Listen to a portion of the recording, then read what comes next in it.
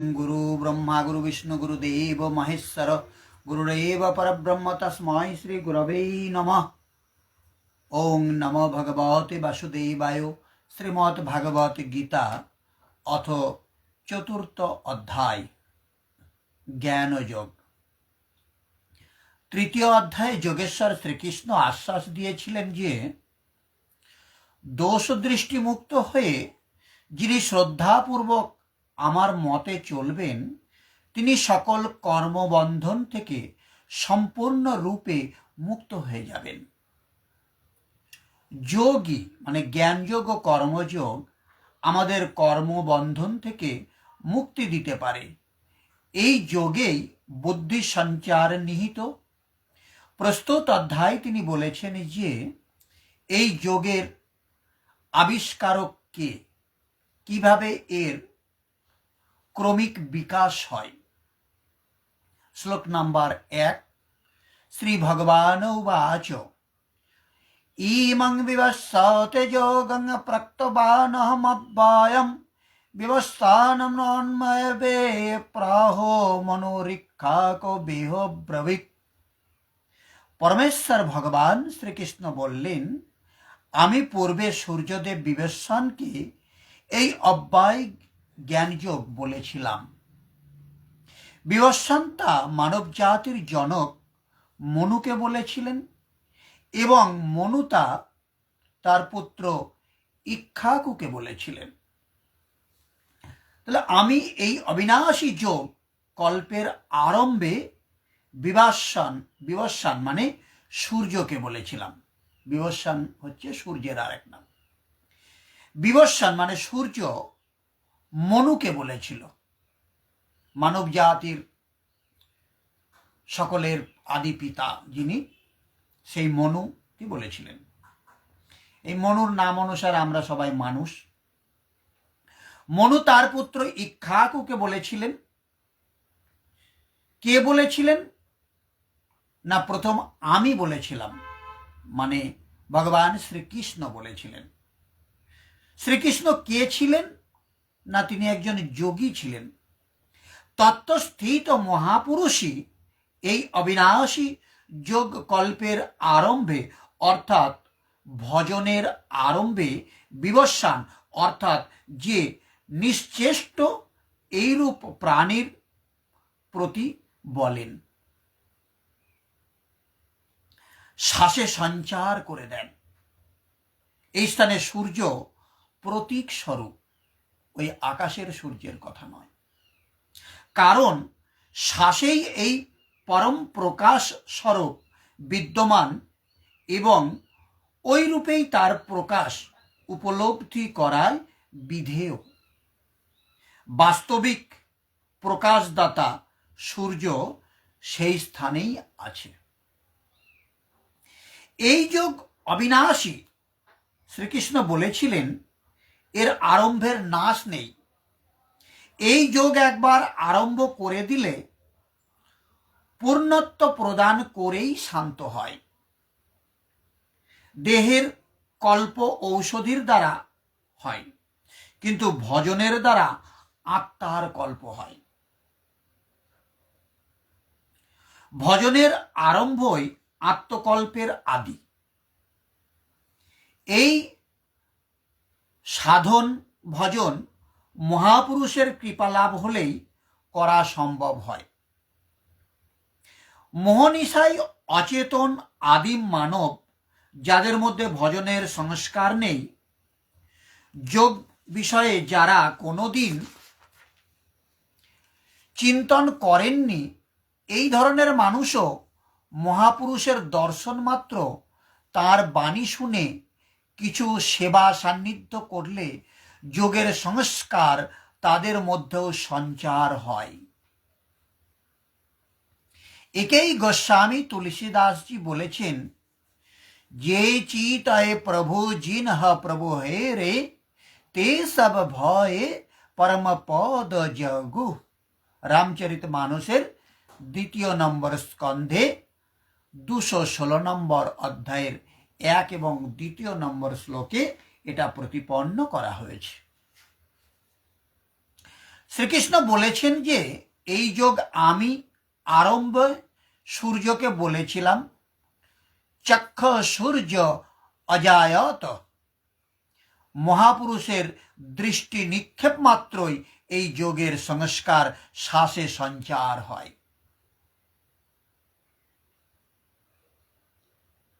সকলের হৃদয়ে স্বয়ং প্রকাশ সবস পরমেশ্বরের বিনাশ স্থান। শ্বাস নিরোধের দ্বারাই এর প্রাপ্তি বিধান।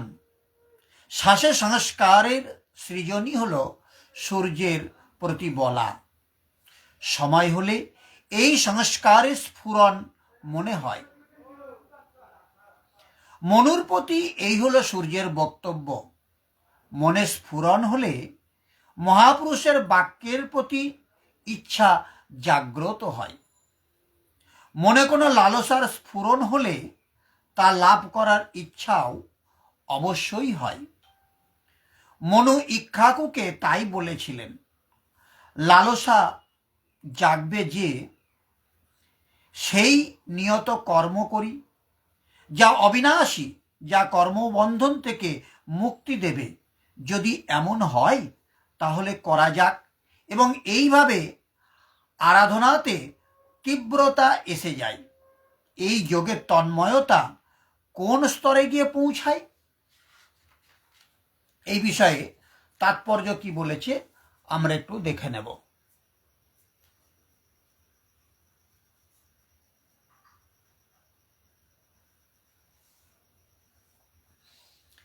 এখানে আমরা ভগবদ গীতায় ইতিহাস সম্বন্ধে জানতে পারি, বহু প্রাচীন কাল থেকেই সূর্যলোক আদি বিভিন্ন গ্রহলোকের রাজাদের ভগবান এই জ্ঞান দান করেছিলেন। সমস্ত গ্রহলোকের রাজাদের বিশেষ কর্তব্য হচ্ছে প্রজা পালন করা, এবং সেই জন্য তাদের সকলেরই ভগবদ গীতার বিজ্ঞান সম্পর্কে পূর্ণভাবে অবহিত হওয়া প্রয়োজন, যাতে তাদের প্রজাদের তারা কামনা বাসনার জড়বন্ধন থেকে মুক্ত করে পারমার্থিক লক্ষ্যের দিকে পরিচালিত করতে পারেন। মানব জীবনের উদ্দেশ্যই হচ্ছে পরমেশ্বর ভগবানের সঙ্গে নিত্য সম্পর্কের উপর আধারিত পারমার্থিক জ্ঞানের অনুশীলন করা, এবং তাই সমস্ত রাষ্ট্র ও সমস্ত গ্রহলোকের শাসকবর্গের কর্তব্য শিক্ষার মাধ্যমে, সংস্কৃতির মাধ্যমে ও ভক্তির মাধ্যমে জনগণকে এই জ্ঞান বিতরণ করা। পক্ষান্তরে বলা যায়, সকল রাষ্ট্রের কর্ণধার এবং প্রশাসকদের একমাত্র কর্তব্য কৃষ্ণ ভাবনামৃতের বিজ্ঞানকে প্রসারিত করা, যাতে প্রতিটি মানুষ এই মহাবিজ্ঞানের সুফল লাভ করতে পারে এবং মানব জীবনের সুযোগ কাজে লাগিয়ে সাফল্য অর্জন করতে পারে। এই কল্পে সূর্যলোকের অধীশ্বর হচ্ছেন বিবস্বান। এই সূর্য থেকেই সৌরজগতের সমস্ত গ্রহের সৃষ্টি হয়েছে। ব্রহ্মসংহিতাতে 5 নম্বর অধ্যায়ের 52 নম্বর শ্লোকে এটা প্রতিপন্ন করা হয়েছে। কি বলা হয়েছে সেখানে? বলেছে, যা চক্ষুরে সবিতা সকল গ্রহাণাং রাজা সমস্ত সূরমূর্তির শেষোত্তেজা যস্যাজ্ঞায় ভ্রমতি সংবৃত কলাচক্র গোবিন্দমাদি পুরুষং তমহং ভজামি। ব্রহ্মা বলেছেন, সমস্ত গ্রহের রাজা অশেষ তেজ বিশিষ্ট সূরমূর্তি সবিতা বা সূর্য জগতের চক্ষু স্বরূপ। তিনি যার আজ্ঞায় কাল চক্রারূঢ় হয়ে তার কক্ষপথে ভ্রমণ করেন, সেই আদি পুরুষ গোবিন্দকে মানে শ্রীকৃষ্ণকে আমি ভজনা করি। সূর্য সমস্ত গ্রহের রাজা এবং সূর্যদেব বর্তমানে বিবস্বান নামক সূর্য গ্রহকে পরিচালনা করেন, যে সূর্য গ্রহ সমস্ত গ্রহগুলিকে তাপ ও আলোক প্রদান পূর্বক সেগুলিকে নিয়ন্ত্রণ করে থাকে। ভগবান শ্রীকৃষ্ণের আদেশ অনুসারে সূর্য তার কক্ষপথে পরিভ্রমণ করছেন। এই সূর্যদেব বিবস্বানকে ভগবান শ্রীকৃষ্ণ তার প্রথম শিষ্য রূপে গ্রহণ করে ভগবদ গীতার বিজ্ঞান দান করেন। তাহলে এই গীতার প্রথম শ্রোতা যিনি, তিনি হচ্ছেন এই বিবস্বান বা সূর্যদেব। তাই ভগবদ গীতা তুচ্ছ প্রকৃত পণ্ডিতের জল্পনা কল্পনার সামগ্রী নয়, বরং শরণাতীত কাল থেকে প্রবাহিত হয়ে আসা সুনির্দিষ্ট জ্ঞান সম্পন্ন একটি প্রামাণিক গ্রন্থ। মহাভারতের শান্তি পর্বের 348 অধ্যায়ের 51 এবং 52 নম্বর শ্লোকে আমরা ভগবদ গীতার ইতিহাসের উল্লেখ পাই। কিভাবে? ত্রেতা যুগাদৌ চ তত বিবস্বান মানবদদৌ মনুশ্চ লোকবৃত্তার্থং সুতা একাকবে অদ্যৌ ইক্কাকো ন চ কথিত ব্যাপা লোকানবস্থিত। ত্রেতা যুগের প্রারম্ভে বিবস্বান ভগবত তত্ত্ব সমন্বিত এই জ্ঞান মনুকে দান করেন। মানব সমাজের পিতা মনু এই জ্ঞান তার পুত্র শশাগরা পৃথিবীর অধীশ্বর এবং রঘুবংশের জনক ইক্ষ্বাকুকে দান করেন। এই রঘুবংশে শ্রী রামচন্দ্র আবির্ভূত হয়েছিলেন। সুতরাং ভগবদ গীতা মহারাজ ইক্ষ্বাকুর সময় থেকে মানব সমাজে বর্তমান, হয়তো এইভাবে লিপিবদ্ধ ছিল না। এই পৃথিবীতে এখন কলিযুগের 5000 বছর অতিক্রান্ত হয়েছে। কলিযুগের স্থায়িত্ব 4,32,000 বছর। এর আগে ছিল দাপর যুগ 8 লক্ষ বছর এবং তার আগেও ছিল ত্রেতা যুগ 12 লক্ষ বছর। এভাবে প্রায় 20,05,000 বছর আগে মনু তার শিষ্য ও পুত্র এই পৃথিবীর অধীশ্বর ইক্ষ্বাকুকে এই ভগবদ গীতার দান করেছিলেন। বর্তমান মনুর আয়ু 30,53,00,000 বছর, তার মধ্যে 12,08,00,000 বছর অতিবাহিত হয়েছে। যদি ধরা হয় যে মনুর জন্মের পূর্বে ভগবান শ্রীকৃষ্ণ বিবস্বান ভগবদ গীতার জ্ঞান দান করেছিলেন, তাহলেও গীতার প্রথম বলা হয় 12,04,00,000 বছর আগে এবং মানব সমাজে এই জ্ঞান প্রায় 20 লক্ষ বছর ধরে বর্তমান। 5000 বছর আগে ভগবান এই জ্ঞান পুনরায় অর্জুনকে দান করেন। তাহলে কেউ কেউ নিজেকে পণ্ডিত মনে করে মূর্খের মতো প্রশ্ন করে থাকে যে গীতা লিপিবদ্ধ হলো কবে? গুটেনবার্গের ছাপাখানা এই তো কদিন আগে ইতিহাস সাক্ষী দিচ্ছে যে গুটেনবার্গের ছাপাখানা এই এত সালে আবিষ্কার হয়েছে, তারপরে তো গীতা লেখা হয়েছে। কিন্তু এই গুটেনবার্গের ছাপাখানা হবার বহু আগে, রামচন্দ্র জন্মাবার আগেও এই গীতা প্রচলিত ছিল। তখন গুরু এবং শিষ্যের মুখোমুখি এটা হতো। গীতা কথার উৎপত্তি হয়েছে কিভাবে? গীত থেকে। আগে গুরুদেবরা ছন্দবদ্ধভাবে গানের মাধ্যমে গীত আকারে শিষ্যদের এই জ্ঞান প্রদান করতেন বলেই তো এর নাম গীতা। আর শিষ্যরা এই ছন্দগুলো মুখস্থ করে রাখতেন, তাদের স্মৃতিতে ধরে রাখতেন। লেখা পরে হয়েছে, কিন্তু গীতা অনেক আগে ছিল। ভগবদ গীতা এবং তার বক্তা ভগবান শ্রীকৃষ্ণের বর্ণনা অনুযায়ী এটাই হচ্ছে গীতার ইতিহাস। কি ইতিহাস? না, আগে সর্বপ্রথম গীতা গান করেন ভগবান শ্রীকৃষ্ণ শ্রোতা কে ছিল না সূর্যদেব বা বিবস্বান। আর তারপরে দ্বিতীয় বক্তা হয়েছিল এই সূর্যদেব, তার পুত্র মনুকে বলেছিল, ইক্ষ্বাকুকে বলেছিল, আর ইক্ষ্বাকু বলেছিল তার পুত্র মনুকে। এই হলো গীতার ইতিহাস। পরে এটা লিপিবদ্ধ হয়েছে। ভগবান সর্বপ্রথম এই জ্ঞান বিবস্বানকে দান করেন, কারণ বিবস্বান একজন ক্ষত্রিয় এবং সূর্য বংশজাত সমস্ত ক্ষত্রিয়ই তিনি আদি পিতা। এখনকার রাজাদের তো জানার দরকার হয় না ভক্তি সম্পর্কে। কোনো রাজা তো কোনো বিশেষ মন্দিরে গিয়ে বাঁ হাতে করে ফুল ছুঁড়েও এখন দেবতাদের পুজো করছেন। কিন্তু তখনকারের দিনে রাজা হতে গেলে তাদের গীতার জ্ঞান আবশ্যক ছিল, তা না হলে পারে প্রজা পালন করা যেত না। ভগবান স্বয়ং এই জ্ঞান প্রদান করেছেন বলে ভগবদ গীতা বেদেরই মতো পরম তত্ত্বজ্ঞান সমন্বিত। তার মানে এটা ভগবান শ্রীকৃষ্ণের মুখনিঃসৃত বাণী। কেউ কেউ বলে ভগবানের মুখনিঃসৃত বাণী এ তো দাপর যুগে বলেছিল, ভগবান অর্জুনকে বলেছে, অর্জুন শুনেছে। কিন্তু অর্জুনকে বলেছিল এটা তো দ্বিতীয়বার, প্রথমবার তো তিনি বিবস্বানকে বলেছিলেন।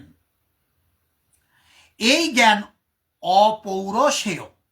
বৈদিক জ্ঞানকে যেমন যথানুরূপভাবে গ্রহণ করতে হয়, মানুষের কল্পনা প্রসূত ব্যাখ্যা সেখানে প্রযোজ্য হয় না।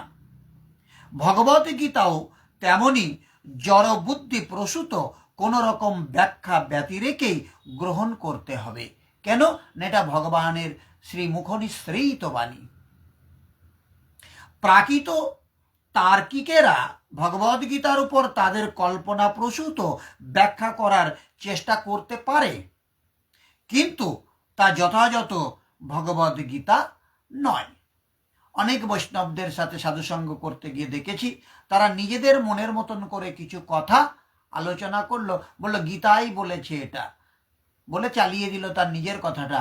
কিন্তু তাদের কাছে যদি একবার করজোরে বিনয়ের সাথে জিজ্ঞাসা করা হয় যে প্রভু একবার বলুন এটা গীতার কত নম্বর শ্লোকে বলা হয়েছে, তখন আর সেটা উত্তর পাওয়া যায় না।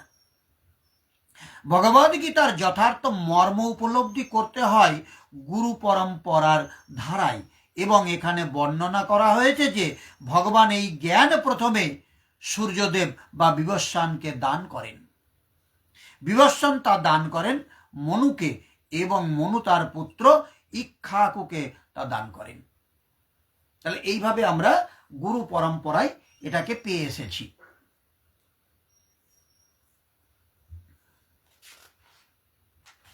দুই নম্বর শ্লোকটা ছোট আছে, দুই নম্বর শ্লোকটা আজকে আলোচনা করি।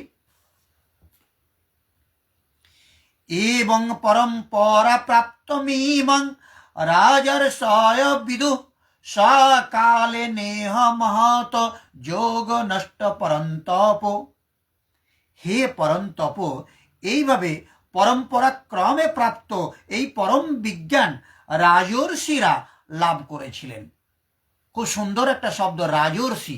রাজা হতে গেলে আগে ঋষি হতে হয়, কিন্তু এখন তো রাজা হতে গেলে খুব ভালো চোর হতে হয়, তবে রাজা হওয়া যায়। কিন্তু আগের দিনে রাজা হতে গেলে ঋষি হতে হতো, ওই জন্য রাজর্ষি বলে প্রতিপন্ন করা হয়েছে। বলছে এইভাবে পরাক্রমে প্রাপ্ত এই পরম বিজ্ঞান রাজর্ষিরা লাভ করেছিলেন, কিন্তু কালের প্রভাবে পরম্পরা ছিন্ন হয়েছিল এবং তাই সেই যোগ নষ্ট হয়েছে। এইরূপ কোন মহাপুরুষেরা সংস্কার রহিত পুরুষের শ্বাসে, মানে শ্বাস থেকে মনে, মন থেকে ইচ্ছায় এবং ইচ্ছা প্রবল রূপ ধারণ করে ক্রিয়াত্মক আচরণের মধ্য দিয়ে এই যোগ ক্রমশ উত্থান করতে করতে রাজর্ষি স্তরে পৌঁছায়। সেই অবস্থায় গিয়ে প্রকাশমান হয়। এই স্তরে সাধকের মধ্যে ঋদ্ধি সিদ্ধায়ের সঞ্চার হয়। সেই যোগ এই মহত্বপূর্ণ কালে এই লোকে মানে কোন লোক না, আমার এই দেহ লোক, এই লোকেই প্রায় নষ্ট হয়ে যায়। এই সীমারেখা কিভাবে পার করা যায়? তাহলে কি এই বিশেষ স্তরে পৌঁছে সকলেই নষ্ট হয়ে যায়? শ্রীকৃষ্ণ বললেন, না। যিনি আমার আশ্রয়িত, আমার প্রিয় ভক্ত, যিনি অনন্য সখা, যিনি আমার, তিনি নষ্ট হন না। এখানে স্পষ্টভাবে বলা হয়েছে যে গীতা বিশেষত রাজর্ষিদের জন্যই উদ্দিষ্ট ছিল, কারণ প্রজা পালনের জন্য তাদের এই শাস্ত্রের উদ্দেশ্য কার্যকরী করতে হতো। শাস্ত্র কথাটার আরেকটা অর্থ হচ্ছে শাসনের অস্ত্রর নাম শাস্ত্র। তাহলে প্রজাকে শাসন করতে গেলে এই অস্ত্রটা দরকার, তার জন্য তাকে শাস্ত্রজ্ঞ হতে হয়। আর এখন তো ভোটে দাঁড়ালেই মন্ত্রী হওয়া যায়, শাসক হওয়া যায়, কোনো যোগ্যতার দরকার হয় না। একটা 8 পাস লোক মন্ত্রী হয়েছে, আর একজন আইএস অফিসার, আইপিএস অফিসার, অত শিক্ষিত লোক এই 8 পাস মন্ত্রীর পদলেহন করছে। অবশ্যই ভগবদ গীতার উপদেশ কখনোই অসুরদের জন্য নয়। তারা এই জ্ঞানের মাহাত্ম্য খর্ব করবে এবং তার ফলে কারও মঙ্গল হবে না। তারা নিজেদের খেয়াল খুশি মতো এই দিব্য জ্ঞানের নানা রকম কদর্থ করবে। এই সমস্ত দুরাচারী ভাষ্যকারদের কদর্থের দ্বারা ভগবদ গীতার প্রকৃত উদ্দেশ্য যখন ব্যাহত হয়, তখন গুরু শিষ্য পরম্পরার পুনঃপ্রতিষ্ঠা করার প্রয়োজনীয়তা দেখা দেয়।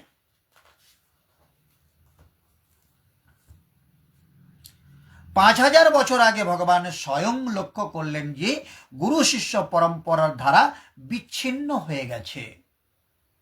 তাই তিনি ঘোষণা করলেন যে গীতার উদ্দেশ্য বিনষ্ট হয়েছে। সেই রকম বর্তমানেও গীতার অনেক সংস্করণ আছে, বিশেষ করে ইংরাজি ভাষায়।